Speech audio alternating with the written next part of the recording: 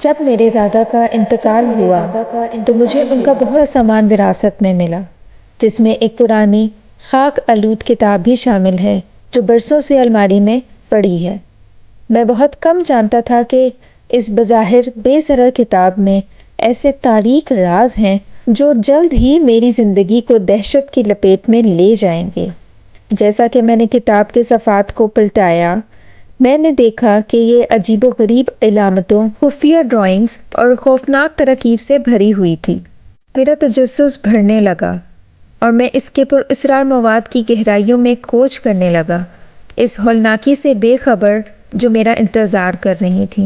ایک رات کے آخر میں جب میں نے اپنے کمرے میں اکیلا بیٹھا قدیم ٹوم کو دیکھ رہا تھا، میں نے اس کے صفحات سے نکلتی ہوئی ایک ہلکی سی سرگوشی سنی۔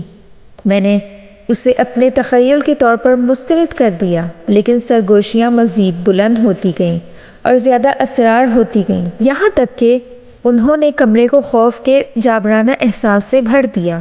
اچانک ہوا برفیلی ٹھنڈی ہو گئی اور میری ریڑھ کی ہڈی کے نیچے سے سردی کی لہر دوڑ گئی۔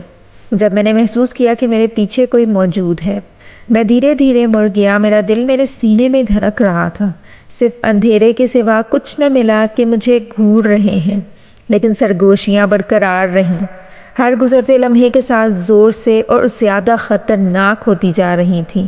میں نے کتاب کو بند کرنے کی کوشش کی، اپنے دماغ سے آوازیں نکال دی، لیکن ایسا لگا جیسے کتاب کی اپنی مرضی تھی بند ہونے سے انکار کر دیا۔ گھبرا کر میں اپنے بستر کی حفاظت میں پناہ ڈھونڈتے ہوئے کمرے سے بھاگ گیا، لیکن اس رات نیند نے مجھ سے غافل کر دیا۔ جب میں اچھلتا اور مرتا تھا، اندھیرے میں چھپے ہوئے سایہ دار شخصیتوں اور شیطانی روحوں کے نظاروں سے پریشان تھا۔ اس کے بعد کے دنوں میں عجیب و غریب واقعات نے میری زندگی کو پریشان کرنا شروع کر دیا۔ چیزیں اپنے آپ ہی چلی گئیں، میرے گھر کی دیواروں پر عجیب و غریب علامتیں نمودار ہوئیں، اور میں نے رات کے آخری پہر میں مجھے پکارتی ہوئی آوازیں سنیں۔ جوابات کے لیے بے چین ہو کر میں نے رہنمائی کے لیے کتاب کا رخ کیا، اس امید سے کہ اس راز کو کھولوں گا جس نے میری زندگی کو ہڑپ کر لیا تھا۔ لیکن میں جتنا زیادہ پڑھتا گیا، اتنا ہی گہرا میں اس کی خوفناک گرفت میں آتا گیا، یہاں تک کہ میں نے اپنے آپ کو پاگل پن کے دہانے پر چھیڑتے ہوئے پایا۔ آخر میں نے محسوس کیا کہ یہ کتاب صرف کہانیوں یا منظومات کا مجموعہ نہیں تھی، یہ تاریکی اور مایوسی کی دنیا کا گیٹ وے تھی، ایک ایسی دنیا جہاں سے کوئی فرار نہیں تھا۔ اور جب میں نے اس کی گہرائیوں میں گھور کر دیکھا تو مجھے معلوم ہوا کہ میں نے دنیا پر واقعی خوفناک چیز اتاری ہے۔